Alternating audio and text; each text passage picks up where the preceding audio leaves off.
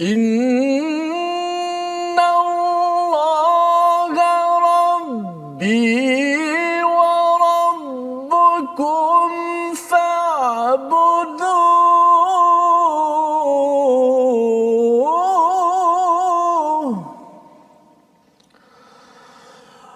إن الله ربي وربكم فاعبدوه هذا صراط مستقيم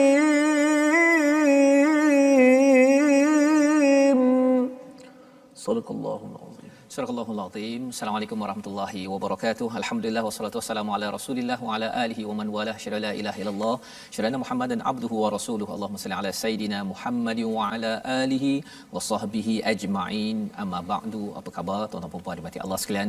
Kita bersyukur pada Allah Subhanahu wa taala untuk kita bertemu lagi kembali di dalam My Quran Time, baca faham amal pada hari ini, dan kita bersyukur pada Allah Subhanahu wa taala, Allah mengizinkan kepada kita untuk mendalami hidayah daripada Allah sebagaimana dinasihatkan kepada Nabi Adam dan Hawa ketika turun ke muka bumi untuk terus berpegang kepada hudaya, iaitu hidayah daripada Allah Subhanahu Wa Taala, maka insya-Allah tidak bimbang dan tidak sedih pada hari-hari yang mendatang.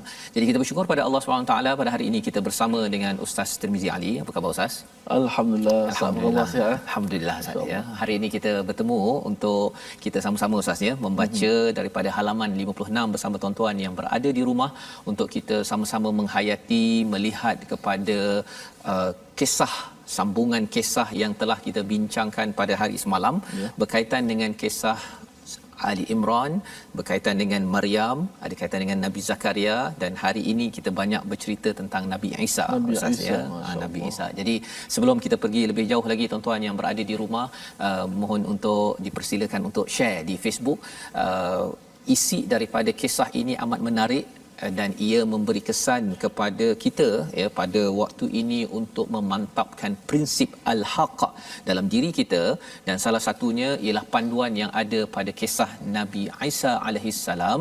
Jadi boleh share, dan kita ingin memulakan majlis kita ini dengan bacaan Ummul Quran Al-Fatihah. Silakan. Baik, terima kasih kepada Ustaz Tuan Fazrul dan juga penonton-penonton sahabat-sahabat Al-Quran Karim. Alhamdulillah, pada hari ini mari sama-sama kita mulakan dengan memfokuskan diri kita Al-Quranul Karim, dan kita menekadkan tekad kita, berazam kita ikhlaskan niat kita membaca Al-Quran untuk kita sama-sama memahami maknanya dan juga dapat beramal dengan penuh keikhlasan kepada Allah Subhanahu Wa Taala. Sama-sama kita membaca pada pembuka surah, iaitu surah Al-Fatihah. أعوذ بالله من الشيطان الرجيم بسم الله الرحمن الرحيم الحمد لله رب العالمين الرحمن الرحيم مالك يوم الدين إياك نعبد وإياك نستعين اهدنا الصراط المستقيم صراط الذين أنعمت عليهم غير المغضوب عليهم ولا الضالين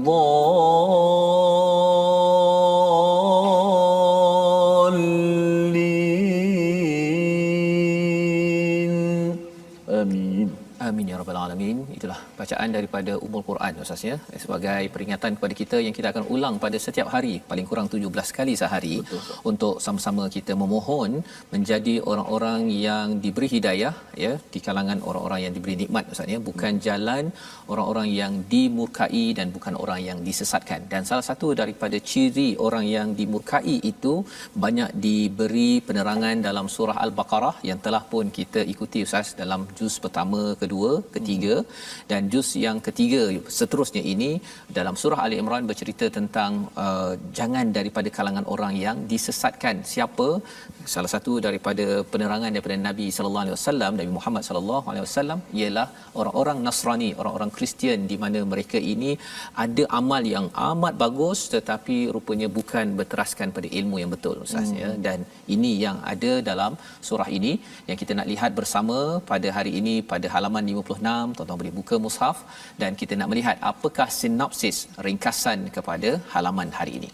Bermula daripada ayat yang ke-46 hingga ayat 51, kita akan menyambung kisah Nabi Isa yang telah kita bincangkan semalam apabila beliau digelar sebagai ataupun nama kepada anak Sayyidatina Maryam iaitu Al-Masih Isa bin Maryam ya, pada ayat 54. Dan hari ini kita akan 45 ya, dan hari ini kita akan melihat kepada ayat 46 hingga ayat 51. Dan kemudian di hujung itu ayat 52 akan melihat masih lagi kisah Nabi Isa dengan kaumnya, bagaimana beliau berjuang dan ada yang beriman dan ada yang tidak beriman kepada Nabi Isa, tidak beriman kepada Allah Subhanahu Wa Taala yang sebenarnya. Jadi ini yang kita nak belajar dan kita nak ambil pelajaran ini untuk kita pada tahun ini. Jom kita baca pada ayat 46 hingga ayat ke-49. Sila. Baik, terima kasih Fadil Ustaz Fazrul, penonton-penonton, sahabat-sahabat Al-Quran sekalian. InsyaAllah pada pertama ini kita akan baca daripada ayat 46 dan hingga 49 Ustaz. Sambungan daripada kisah Nabi Allah Isa alaihi salam. Mungkin ada penonton-penonton tanya, Ustaz akan jawab nantilah bila Ustaz sebut Al-Masihi, Isa Al-Masih, Al-Masih Nabi Isa disebut Al-Masih. Di sana ada perkataan Dajjal yang juga disebut sana Al-Masih Ad-Dajjal. Mungkin ada perbezaan yang Ustaz boleh nanti saya baca Ustaz. Okay, baik, ini kisah Nabi Allah Isa alaihi salam bagi perjuangan dakwah Nabi Isa. Bila sebut kisah saja, walaupun kisah itu Nabi Isa dengan Nabi Muhammad begitu jauh, tapi Allah Ta'ala tetap ceritakan kepada Nabi Muhammad sampailah kepada kita hari ini. Kisah bukan sebarang kisah. Kisah kita kena ambil kisah. Kalau kita terbuat tak kisah, makanya hanya tinggal kisah saja Ustaz. Betul. Yang paling parah lagi, buat tak kisah. Jadi kita ambil kisah insya-Allah. Nabi Isa AS. A'udzu billahi minasy syaithanir rajim. Bismillahirrahmanirrahim. ويكلم الناس في المهد وكهلا ومن الصالحين. قالت رب أنى يكون لي ولد ولم يمسسني بشر قال كذلك الله يخلق ما يشاء إذا قضى أمرا فإنما يقول له كن فيكون. ويعلمه الكتاب والحكمة والتوراة والإنجيل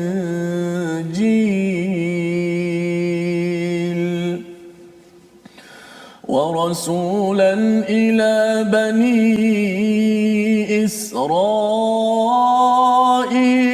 أني قد جئتكم بآية من ربكم أني أخلق لكم من الطين كهيئة الطير فأنفخ فأنفخ فيه فيكون طيرا بإذن الله وأبرئ الأكمه والأبرص وأحيي الموتى بإذن الله وأنبئكم بما تأكلون وما تدخرون في بيوتكم إن في ذلك لآية لكم إن كنتم مؤمنين صدق الله العظيم. Surah Al-Azim ayat 46 hingga 49 ini adalah sambungan Ustaz ya, kisah kepada Al-Masih Isa bin Maryam ya, yang Ustaz tanyakan tadi, iaitu mengapa ada Al-Masih Isa bin Maryam dan juga Al-Masihud Dajjal ya. Sebenarnya Al-Masih ini daripada kalau Ibnu Kathir, tafsir Ibnu Kathir menyatakan Al-Masih ini daripada ada kaitan dengan masaha, iaitu yang disentuh ya, dan ada kisah selepas ini bila Nabi Isa ini menyentuh kepada orang yang mati boleh hidup, yang sakit boleh sembuh, tapi yang paling pasti itu hanyalah biiznillah. Itu amat penting itu pasal biiznillah. Pasal apa? Pasal Nabi Isa ini dia ada kelebihan yang kita akan baca.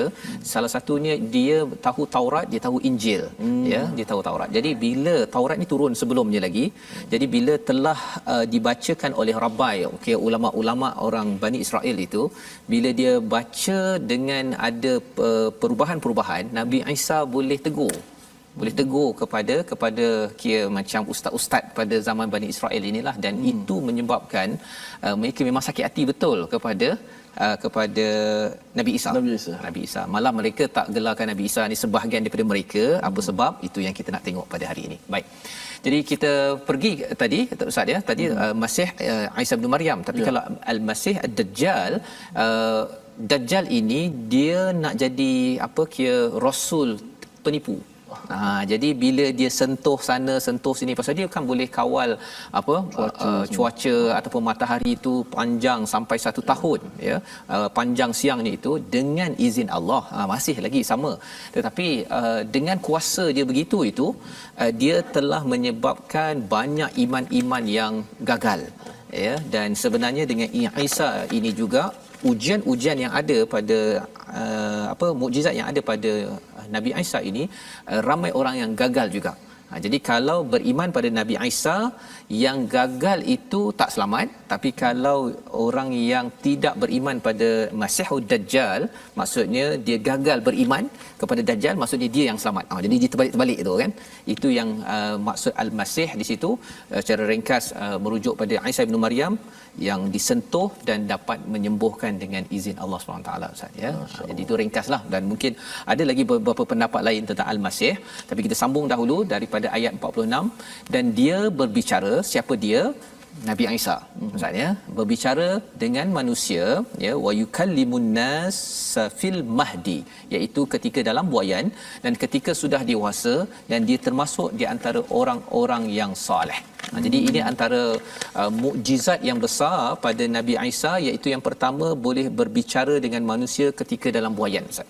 Masya-Allah. Itu okey, mengejutkanlah ya. Pasal waktu itu ibunya Maryam tidak bercakap, dia tu tunjuk sahaja. Kalau dalam surah Maryam itu tunjukkan saja, maka bercakaplah Nabi Isa. Itu yang pertama. Tapi yang keduanya wakahla, itu maksudnya ketika dewasa. Dia bercakap waktu dewasa Ustaz. Tak pelik pun. Ya, dia kalau kahla ni ketika umur sekitar 33 tahun 32 tahun, ini maksud kahla ni lah. Jadi kalau saya katakanlah saya masih lagi umur 32 tahun, bercakap itu biasa bagi tuan-tuan yang berada di rumah ya. Tapi mengapa ia diletakkan di sini? Pasal rupa-rupanya Nabi Isa ini ayat yang menunjukkan bahawa Nabi Isa tidak meninggal ataupun wafat. Beliau dikejar oleh pengikutnya ya, oleh Bani Israel, dan akhirnya diselamatkan oleh Allah SWT. Maka bila dia kembali balik ke atas dunia ini, dia akan sambung balik umurnya ketika umur 32-33 tahun, dan dia akan bercakap dengan manusia Ustaz. Jadi kalau kita ada rezeki, ya, kita akan bercakap dengan Nabi Isa, ataupun kalau tak pun orang-orang yang akan datang, Nabi Isa sambung balik hidup dia di atas muka bumi ini pada tahap kahla. Itu yang diberi penekanan di sini, wa minas salihin, dan tergolong di kalangan orang-orang soleh. Zaman Nabi Isa yang soleh ni sikit sangat Ustaz. Sedikit sangat. Dan bila cakap tentang wa minas salihin ini, maksudnya ramai orang-orang yang soleh. Bila Nabi Isa turun balik, dia akan dikelilingi oleh orang-orang yang soleh, dan harapnya kalau kita masih hidup lagi Ustaz, ya, kitalah orang soleh yang bersama dengan Nabi Isa pada waktu itu. Jadi tiga perkara ini adalah petanda yang besar bahawa sebenarnya Nabi Isa tidak meninggal, dan dia boleh bercakap pada waktu buaian ketika dia kembali balik kahla wa minas salihin. Kalau tidak, kahla ini tak perlu disebutkan Ustaz, ya. Kalau cakap, kalau saya lah boleh bercakap pada dewasa, tak pelik pun. Pasal biasa kita bercakap waktu dewasa Ustaz, ya. Tapi bagi Nabi Isa, dia tak sempat lagi mencapai tahap kahla tersebut. Dia akan kembali balik untuk bercakap dengan manusia pada waktu itu, ya. Jadi itu kisah pada ayat 46. Pada ayat 47, Maryam berkata, "Ya Tuhanku, bagaimana aku akan mempunyai anak padahal tidak ada seorang lelaki pun yang menyentuhku?" Ya, walam yassasni bashar. Ya, bashar ini maksudnya ialah seorang manusia Ustaz, ya. Dan kalau kita cakap bashar itu juga ada kaitan dengan kulit, ya. Jadi tak pernah disentuh oleh kulit manusia lelaki lain. Qala kadzalik, ya. Maka dijawab oleh Allah Subhanahu Wa Taala, iaitu demikianlah Allah menciptakan apa yang dikehendaki. Apabila dia hendak menetapkan sesuatu, dia hanya berkata kepadanya kun, maka jadilah sesuatu itu, ya. Jadi apa yang boleh kita beri perhatian dekat ayat 37 ataupun 47 ini, salah satunya perkataan qalat rabbi Ustaz, ya. Qalat rabbi. Pasal sebenarnya bercakap tentang kalau kita sambung daripada kisah semalam ini, ya, iaitu yang memberi khabar bahawa beliau dapat anak ini adalah para malaikat. Ya, kalau kisah Nabi Zakaria pun sama, yang membawa berita itu adalah para malaikat. Tetapi bila Nabi Zakaria nak bertanya balik, dia tak tanya pada para malaikat. Dia tanya pada siapa? Terus kepada Allah Subhanahu Wa Taala. Sama juga dalam kisah Sayyidatina Maryam, yang bawa berita itu adalah para malaikat. Tetapi bila qalat, dia tak cakap ya malaikah, tak ada. Ya, dia cakap siapa? Rabbi. Nak ceritanya apa? Bahawa dalam surah Ali Imran ini mengajar kepada kita Ustaz, ya, dalam apa sahaja perkara yang berlaku dalam hidup kita ini, kita walaupun kawan kita bawa berita baik ke tak baik ke, dalam keluarga kita ada berita baik tak baik yang kita dengar, cepat-cepat kita mengadu pada siapa Ustaz? Allah. Ya, kita panggil balik, kita minta balik kepada Allah Subhanahu Wa Taala, anna yakunu li walad. Macam mana aku ini boleh ada anak, walam yassasni bashar. Jadi pada waktu ini Sayyidina Maryam mengadu kepada Allah Subhanahu Wa Taala. Ini cara kita nak membina prinsip al-haq dalam hidup kita. Ya, apa-apa kita kena cepat-cepat kembali kepada Allah, ataupun kita cakap subhanallah, masya-Allah. Pasal kalau kita terus sahaja melompat Ustaz, ya, melompat kepada orang yang bercakap. Contohnya ada orang bawa berita gembira lah, kita kan kata oh terima kasihlah pasal awak ni bawa berita gembira apa sebagainya. Ataupun kalau berita buruk, kita kata alamak saya tak tahulah nak buat apa. Ia akan menyebabkan kita kurang kuat memegang kepada prinsip al-haq yang ditekankan dalam surah Ali Imran. Maka qala kadzalik, Allah kata bahawa ini mudah bagi Allah yang menciptakan, yakhluqu ma yasha. Ya. Ini menarik. Pasal apa kita nak kembali ayat 47 ini? Kalau kita tengok kepada ayat 40, ya, tuan-tuan yang berada di rumah buka ayat 40.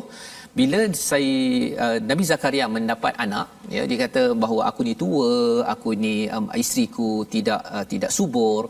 Qala kadzalik, Allah juga menjawab kadzalik. Tapi di sini Allah kata Allahu yaf'alu ma yasha.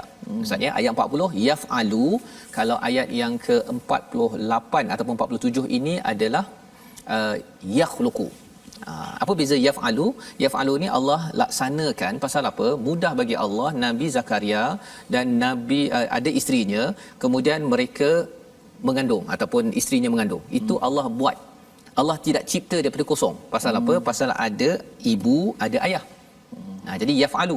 Tapi di sini Allah cipta, Allah letakkan perkataan cipta pasal apa? Pasal ada Maryam, tidak ada ayahnya. Oh, tidak ada ayah. Tidak ada suami, ya. Jadi Allah cipta terus, yakhluqu ma yasha, bukan yaf'alu ma yasha. Allah tidak perlu menemukan di antara sperma dan ovum, ya, antara lelaki dan wanita. Pasal apa? Pasal Saidina Maryam tidak ada suami. Kun Jadi fayakun, kun fayakun dengan kalimah. Itu sebabnya Nabi Isa ini salah satu fadal yang Allah berikan, dinamakan sebagai kalimatullah.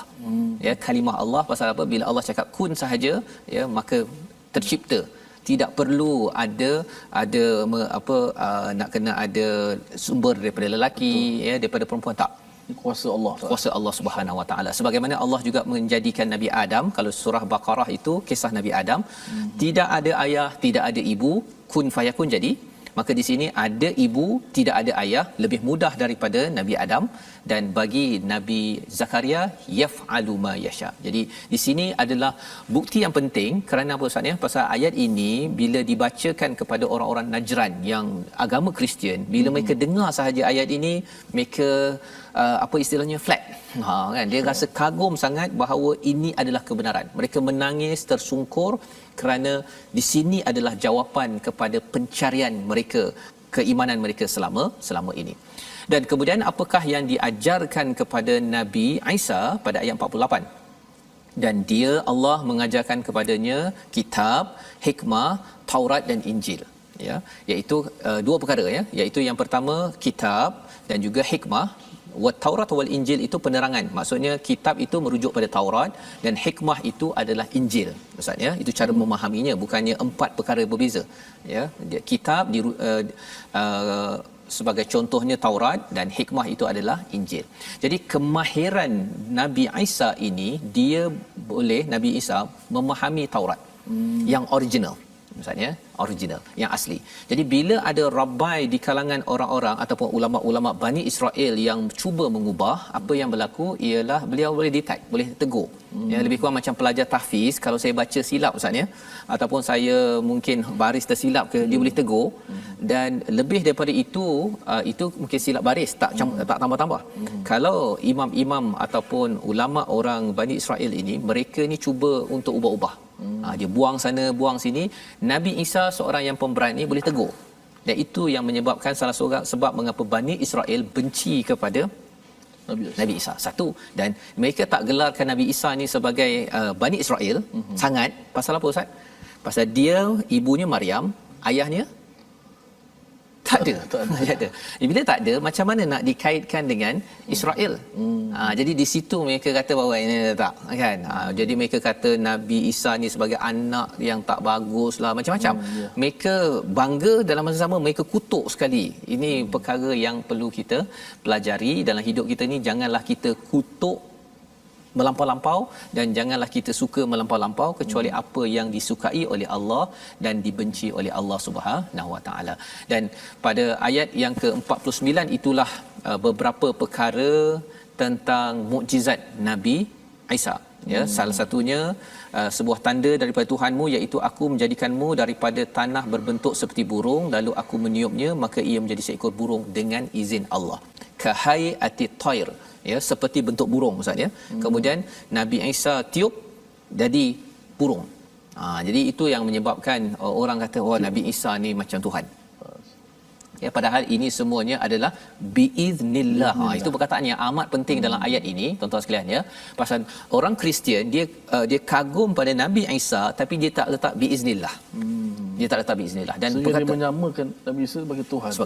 Padahal walaupun mukjizat sekalipun, betul, tetap berlaku dengan izin Allah Subhanahu Wa Taala. Ya, pasal Dajjal nanti pun sama juga. Dia boleh sampai tahan matahari itu lama. Allah yang beri. Allah yang izinkan. Sebagaimana Allah izinkan boleh hidupkan yang burung ini, wa ubriul akmah wal abras, ya, iaitu menyembuhkan orang yang buta dan juga baras, orang penyakit kusta Ustaz, ya. Itu yang kita selalu doakan, Allahumma inni a'udzu bika minal barasi wal junun wal juzam wasayil asqam, ya. Jadi ini yang dapat diubat. Pasal kusta ini satu penyakit yang amat bahaya Ustaz, ya. Tapi boleh disembuhkan. Wa uhyil mauta biiznillah, menghidupkan yang mati. Oh, ini hebat ni, masya-Allah. ya, tapi sekali lagi biiznillah. Itu yang perkara penting pasal orang-orang Kristian, bila orang Nasrani, bila dia nampak Nabi Isa ini boleh buat macam-macam, Jesus ya boleh buat macam-macam, dan Isa boleh buat apa lagi, wa unabbiukum bima takulun, boleh beritahu apa yang dimakan, apa yang disimpan dalam rumah, dia boleh nampak ustaz.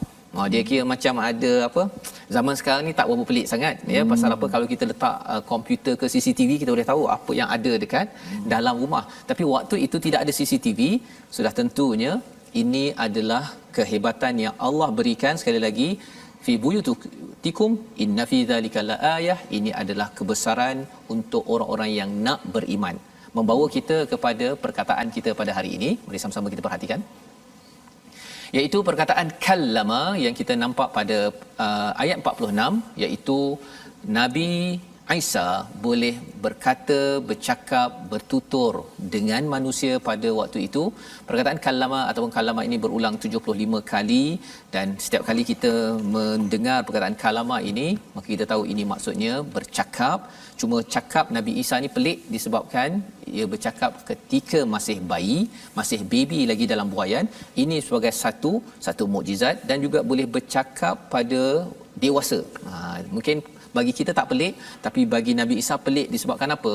Disebabkan beliau akan kembali balik ke bumi ini untuk bercakap dengan khalayak ramai, menyampaikan, membenarkan kepada Nabi Muhammad sallallahu alaihi wasallam, dan akan bersama dengan orang-orang yang soleh. Moga-moga kita dapat bersama Nabi Isa, kalau bukan di sini, apabila sampai di sana. Tapi yang pastinya kita kagum pada Nabi Isa, bukan kerana Nabi Isa itu Tuhan, tetapi beliau adalah hamba Allah. Kita akan tengok selepas ini, iaitu semua mukjizat itu dengan izin Allah SWT. Kita bersambung kembali My Quran Time, baca faham aman insya-Allah.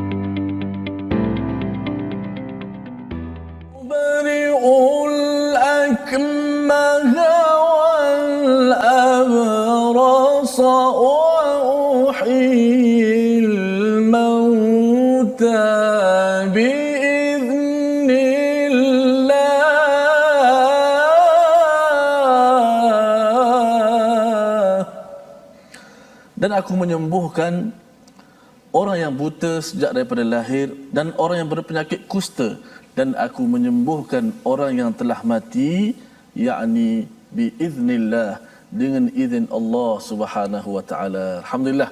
Terima kasih kepada penonton-penonton yang terus setia bersama dalam My Quran Time, baca faham amal. Teruskan kita share, sebarkan Al-Quran di seluruh dunia, di seluruh alam.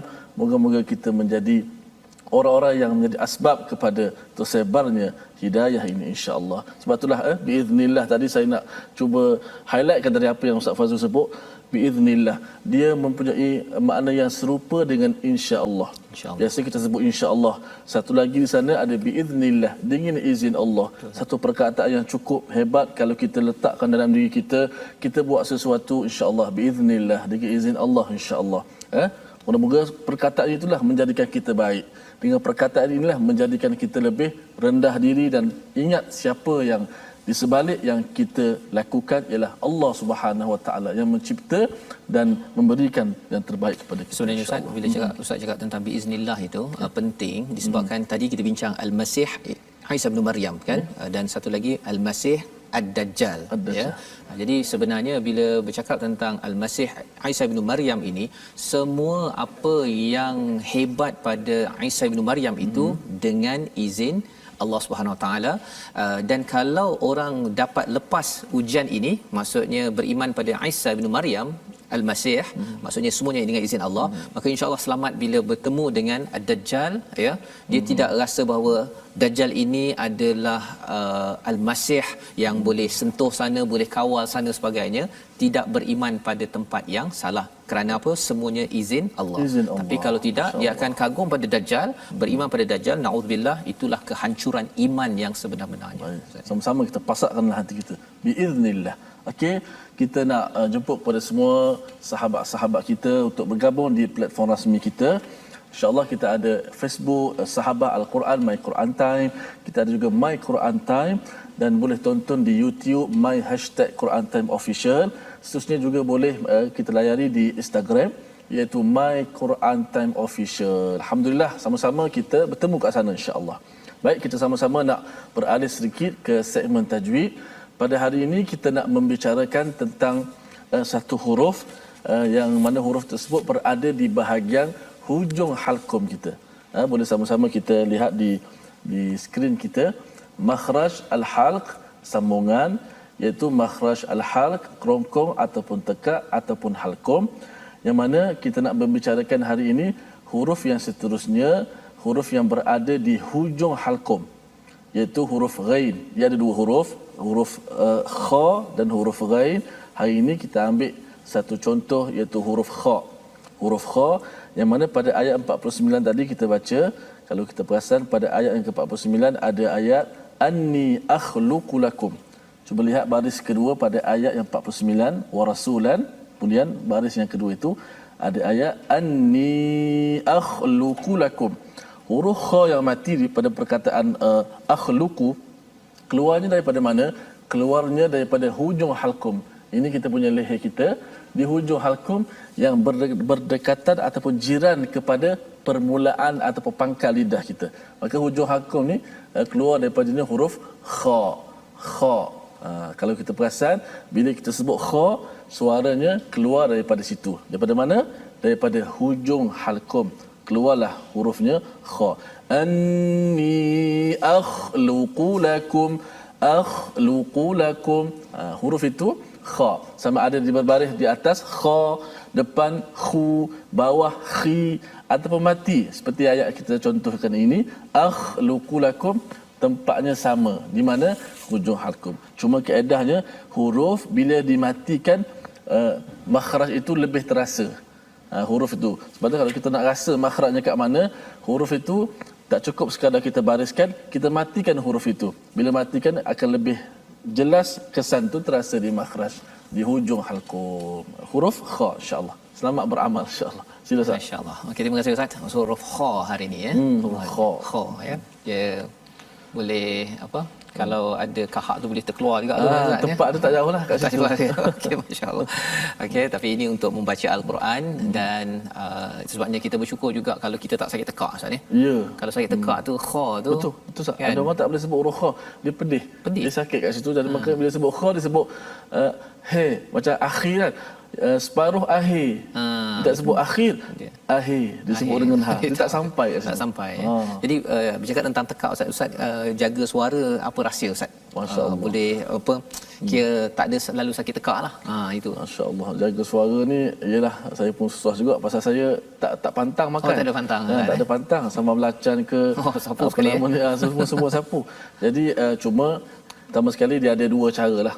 Cara yang zahirnya ya, kita banyakkan minum air masak, air suam kena banyak minum sebelum tidur umpamanya, bangun tidur. Kemudian kita bersihkan bukan sekadar kita gosok gigi, bersihkan lidah itu. Bersihkan lidah tu. Kemudian dia akan jadi apa ni? Dari sudut kefasihan lidah tadi tu. Yang kedua secara batin tu mulut kena jagalah sah. Nak baca kalam Allah ni mulut kita kena jaga, jangan kita banyak mengumpat, membawang, membasal bahasa Arab basal jadi membasal, membawang dan sebagainya. Itu juga yang boleh menyebabkan kadang-kadang sukar untuk kita baca Quran. Betul. Ya, kerana lidah ini sendiri dia ada dia punya, kalau dah biasa dengan kebaikan dia mudah Ustaz kan. Allah berikan keringanan itu, tetapi salah satu daripada tragedi ataupun balak apabila ada dosa ialah sukar untuk membuat kebaikan-kebaikan selepas itu kan. Itu sebabnya mengapa kalau membasuh tadi dia membawang tadi itu perlu diikuti dengan cepat-cepat bertaubat ya, bukan sekadar istighfar ya, tapi bertaubat. Kalau kalau kita ikut pada surah Al-Hujurat. Baik. Kita ingin meneruskan pada hari ini kisah Nabi Isa sebentar tadi pada ayat yang ke-50 hingga ayat 52 ya, di bahagian kedua muka surat 56. Jom bersama dengan ustaz. Baik, alhamdulillah, terima kasih Ustaz Fazrul. Sidang penonton-penonton yang dirahmati Allah Taala sekalian, teruskan share kita punya rancangan ini. Sambungan daripada 3 ayat lagi, 50, 51 dan 52. Inilah mukjizat, bukan sekadar kisah mukjizat kita baca ni, kisah Nabi Isa, macam-macam mukjizat. Inilah di hadapan kita mukjizat. Kalau nabi apa yang diberikan tongkat Nabi Musa, pengikut yang bersama Nabi Musa, tongkat itu mukjizat, selamat dikejar oleh Firaun. Nabi Nuh bahtera yang naik, selamat. Kita hari ini Al-Quran walaupun Rasulullah tak ada, tapi meninggalkan kita mukjizat yang kalau kita sama dengan mukjizat, insya-Allah kita akan selamat, insya-Allah. Mudah-mudahan kita dipimpin. Sambungan ayat 50 hingga ke 52 surah Ali Imran juzuk yang ketiga. Jom sama-sama kita membacanya. A'udzu billahi minasy syaithanir rajim. ومصدقا لما بين يدي من التوراة ولأحل لكم بعض الذي حرم عليكم وجئتكم بآية من ربكم فاتقوا الله وأطيعون إن الله ربي وربكم فاعبدوه هذا صراط مستقيم فلما أحس عيسى منهم الكفر قال من أنصاري إلى الله قال الحواريون نحن أنصار الله آمنا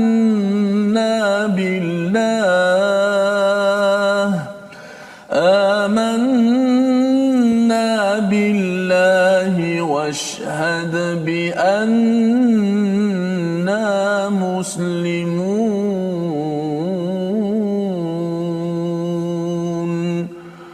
صدق الله العظيم. Surah Al-Azim ayat 50 hingga 52 ini mencerahkan kepada kita bahawa Nabi Isa ini siapa, sama ada beliau ini adalah seorang makhluk ya, ataupun kalau dipercayai oleh agama Nasrani ataupun agama Kristian sebagai anak Allah ya, sebagai ibnullah. Jadi perkara ini yang kita nak lihat bahawa Nabi Isa menyatakan pada ayat 50 itu wa musaddiqan lima baina yadayya minat taurah, iaitu membenarkan apa yang ada sebelum ini iaitu Taurat.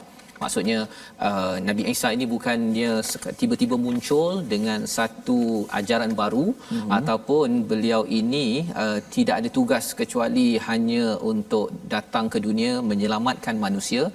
Siapa beriman pada dia terus dia selamatkan, tak kisahlah buat baik ke tak baik, tak.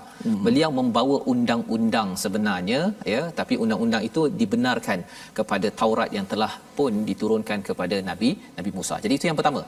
Wali uhillalakum, dan menghalalkan ba'dallazi hurrima alaikum, apa yang telah diharamkan pada kamu. Pasal Bani Israel Ustaz ya, orang-orang Yahudi ini Bani Israel, mereka mengikut pada Nabi Yaqub. Nabi Yaqub salah satunya dia tak suka makan unta, contohlah ya. Tapi bagi Bani Israel dia mengharamkan terus unta. Asalnya Nabi Yaqub tak suka je. Ya, tak suka, tapi mereka bila tengok Nabi Yaqub tak suka, dia kata ini pasal tak halal lah ni. diharamkan. Dia lebih sudu pula pada kuah lah. Dia lebih, dia bagi lebih. Padahal kalau katakanlah zaman kita Ustaz ya, saya tak suka makan apa, saya kurang makan. Dulu saya makan tempoyak lah contohnya kan. Sekarang ni saya kurang. Kurang tu bukan maksudnya ini abah tak halalkan tempoyak dalam rumah ini contohnya. Bukan begitu kan. Kita perlu merujuk balik kepada apa? Kepada kitab yang ada, dan dalam konteks Nabi Isa ini merujuk pada Taurat yang asli, dan juga peranan beliau menghalalkan apa yang telah diharamkan. Satu, wajitukum biayatin min rabbikum, dan hadir dengan mukjizat daripada Tuhanmu ya. Dan bila dah datang mukjizat daripada Allah ini, peranan bagi orang yang mendengar, fattaqullah wa ati'un. Takutlah pada Allah, bertakwa pada Allah, dan taatlah. Taat pada siapa? Nabi Isa alaihi salam. Dan apa yang perlu ditaat? Itu yang membawa pada ayat 51. Innallaha rabbi wa rabbukum. Sesungguhnya aku ini, ataupun sesungguhnya Allah ini Tuhanku, Tuhan kamu. Yang itu yang paling besar, perkara yang paling penting. Kerana apa? Kerana ini menidakkan kepada Nabi Isa ini adalah Tuhan. Okey. Ya, Rabbi wa rabbukum. Jadi kalau Rabbi wa rabbukum, Tuhanku Tuhanmu, Allah itu Tuhanku Tuhanmu, jadi aku ini bukannya Tuhan. Ya.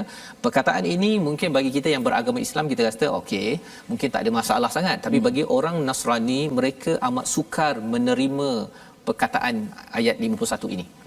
Bukan mudah. Pasal apa? Pasal di atas tadi itu, kalau orang-orang Bani Israel yang percaya pada Nabi Isa ini, Jesus ini sebagai God, sebagai Tuhan, dia buang biiznillah yang dalam mukjizat tadi.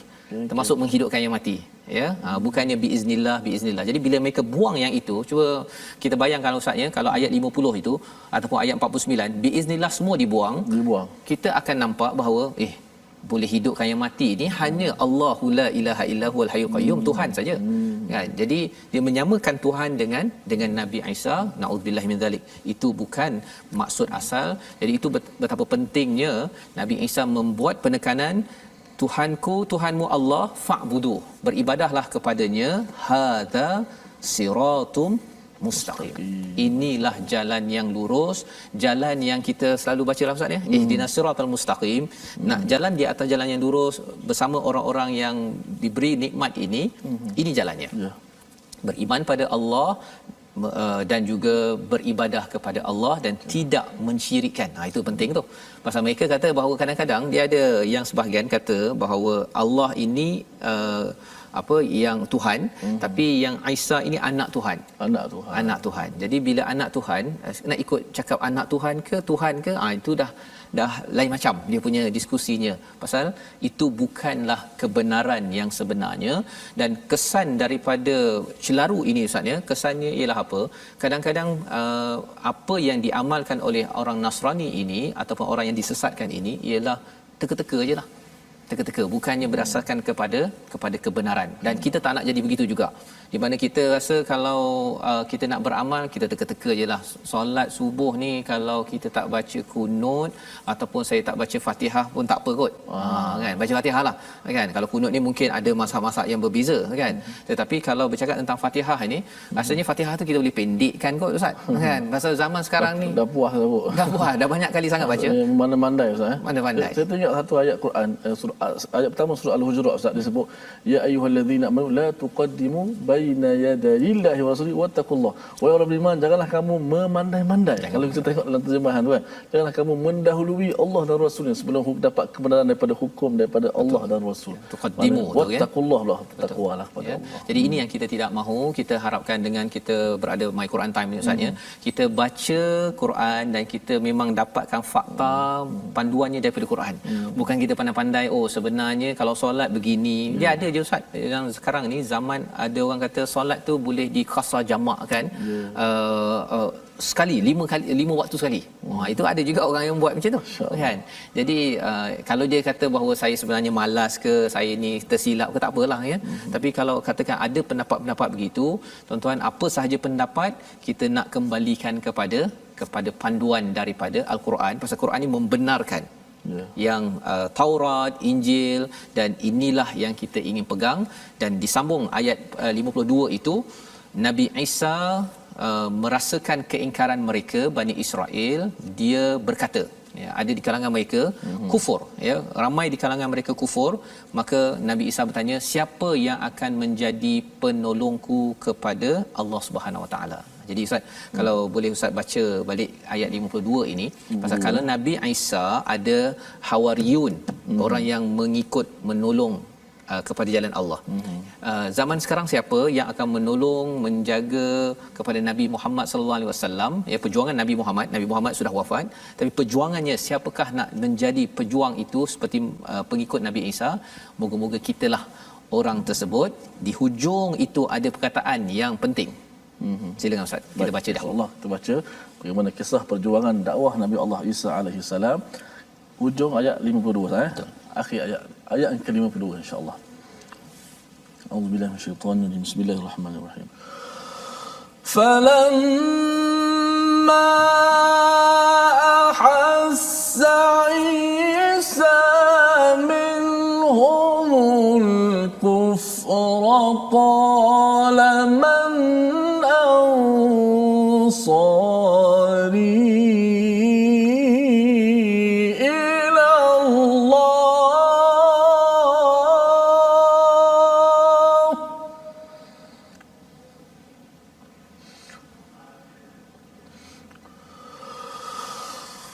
قال الحواريون نحن أنصار الله آمنا بالله واشهد بأننا مسلمون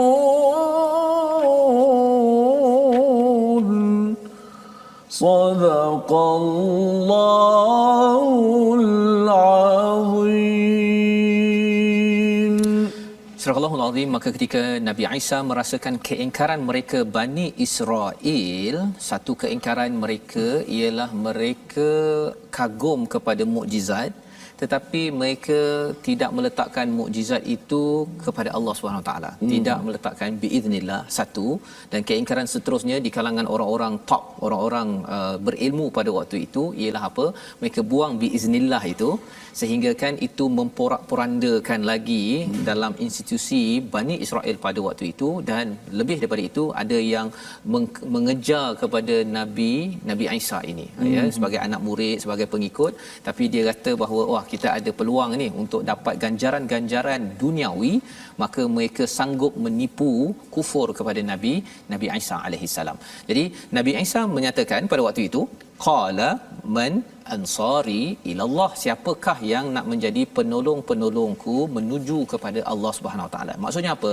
Bercakap tentang ansar ini adalah orang-orang yang akan berjuang bersama dengan Nabi Isa, dan kita gelarkan juga kepada orang di Madinah itu sebagai ansar, misalnya muhajirin daripada Mekah dan ansar di Madinah itu adalah mereka yang penting kepada Nabi Muhammad sallallahu alaihi wasallam. Jadi nak sokong kepada nabi yang belum famous, ustaz ya, belum terkenal, belum lagi ada pengaruh, berbeza agama dengan orang-orang di tanah Madinah itu bukan mudah. Ya, bukan mudah. Jadi ini perkara yang perlu kita beri perhatian. Dan di sini siapakah yang menjawab? Qala al-hawariyun nahnu ansarullah, ya. Orang-orang hawariyun ini, para sahabat yang setia ini, kalau ikutkan hawariyun ni ada kaitan dengan hur, nelayan di Palestin itu, ustaz ya. Mereka ni satu kumpulan, mereka ni orang-orang yang menyokong kepada Nabi Isa alaihissalam. Mereka menyatakan nahnu ansarullah amanna billah, kami ini beriman kepada Allah, washhad bi anna muslimun, kami beriman dan kami saksikan bahawa kami adalah orang-orang muslim yang menyerah kepada Allah SWT. Jadi maksudnya mereka ini adalah orang Islam. Mereka ni adalah orang Islam. Mereka bukan orang Nasrani, bukan orang Kristian, bukan orang Yahudi, tapi mereka ni adalah orang Islam, muslimun. Mereka menyerah diri kepada siapa? Kepada Allah Subhanahu Wa Taala. Jadi ayat 52 ini menceritakan kepada kita tentang siapa yang nak berjuang, ya. Dan perjuangan ini penting. Pasal apa? Pasal surah Ali Imran ini adalah surah cerita tentang perjuangan. dan perjuangan ada disiplin, ada al-haq, kebenaran yang perlu diberi perhatian. Dan nanti kita akan bertemu salah satu analisis nanti ustaz ya, kisah perang Uhud. Masya-Allah. Perang Uhud. Pasal apa? Allah bawakan dahulu ya, kebenaran, ada orang ikut cakap Nabi Isa, ada orang tak ikut cakap Nabi Isa.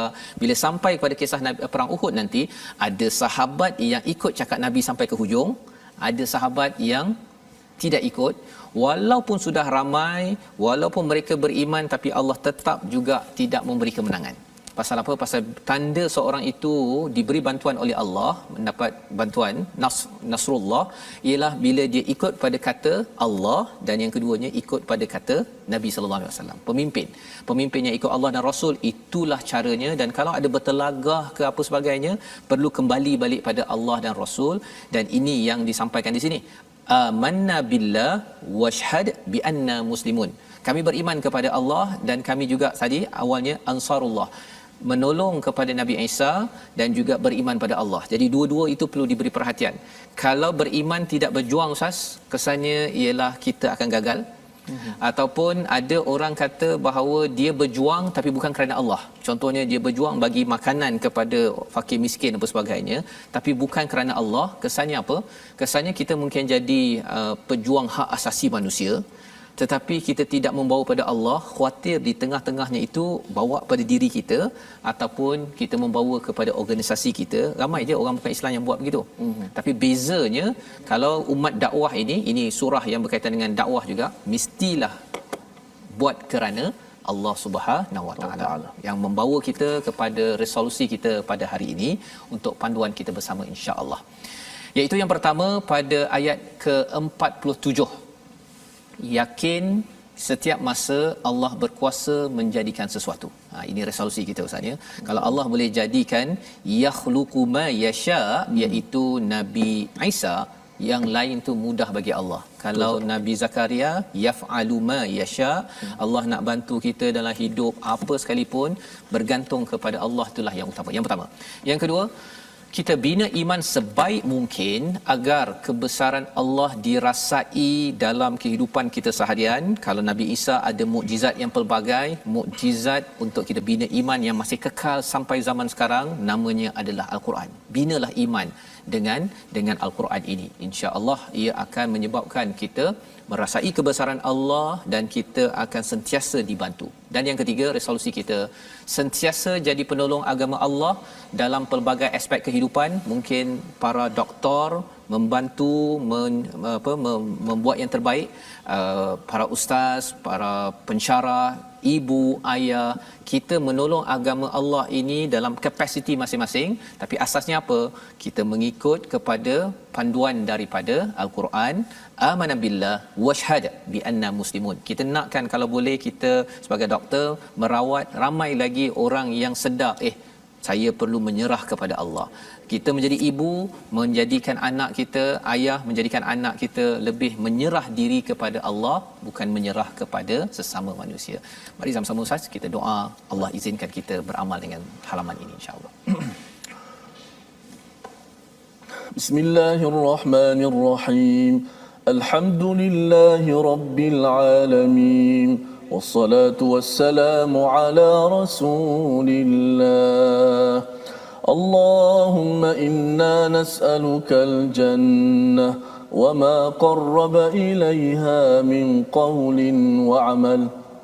Ya Allah, ya Tuhan kami, kurniakanlah kami rezeki untuk masuk ke syurga-Mu ya Allah. Ya Allah, jadikanlah kami orang-orang yang sentiasa dekat dengan perkataan-perkataan dan perbuatan-perbuatan yang akan masukkan kami ke syurga ya Allah. Ya Allah, jauhkanlah daripada perkataan-perkataan dan perbuatan-perbuatan yang menuju ke neraka-Mu ya Allah. Allahumma inna nas'aluka bi barakatil Quran alla tada' lana fi sa'atina hadha dhanban illa ghafartah. Ya Allah, janganlah Kau biarkan kami dalam keadaan dosa ya Allah, kecuali Kau ampunkan dosa-dosa kami ya Allah. Ya Allah, janganlah Kau biarkan kami dalam keadaan kesusahan ya Allah, kecuali Kau berikan kemudahan untuk kami ya Allah. Ya Allah, ya Tuhan kami, janganlah Kau biarkan kami mati ya Allah, melainkan dalam keadaan kami benar-benar menjadi orang-orang Islam ya Allah. Ya Allah, kekuatan kepada kami untuk terus melakukan amal ibadah kepadamu ya Allah. Ya Allah, permudahkanlah segala urusan kami ya Allah. Ya Allah, permudahkanlah segala urusan dunia kami ya Allah. Ya Allah, permudahkanlah urusan akhirat kami ya Allah. Ya Allah, permudahkanlah urusan mizan kami ya Allah. Ya Allah, permudahkanlah urusan hisab kami ya Allah. Ya Allah, permudahkanlah urusan kami dalam menuju ke syurga-Mu ya Allah. Amin ya rabbal alamin. Walhamdulillahi rabbil alamin. Amin amin ya rabbal alamin. Terima kasih diucapkan pada Ustaz Tirmizi membacakan doa sebentar tadi yang kita doakan agar Allah memudahkan urusan kita untuk menuju ke syurga Allah Subhanahu taala dengan panduan hidayah daripada Allah, kita menjadi kepada penolong agama Allah pada setiap masa. Tuan-tuan dan puan Allah sekalian, dalam erti kata kita ingin menyebarkan hidayah ini, kita ingin tuan-tuan juga bersama dalam Wakaf untuk Ummah, satu usaha platform untuk kita sama-sama melihat dan berkongsi hidayah ini kepada seluruh masyarakat. Tuan-tuan boleh berinfak, berwakaf dengan nombor yang tertera, dan insya-Allah kita akan bertemu lagi pada jam 5 petang, pada jam 10 malam dan juga pada 6 pagi sahaja dalam program My Quran Time yang dibawakan oleh Mufas sebagai penaja yang ingin kita bersama menjadi penolong Allah. Terus kita bersama My Quran Time, baca, faham, amal, insya-Allah.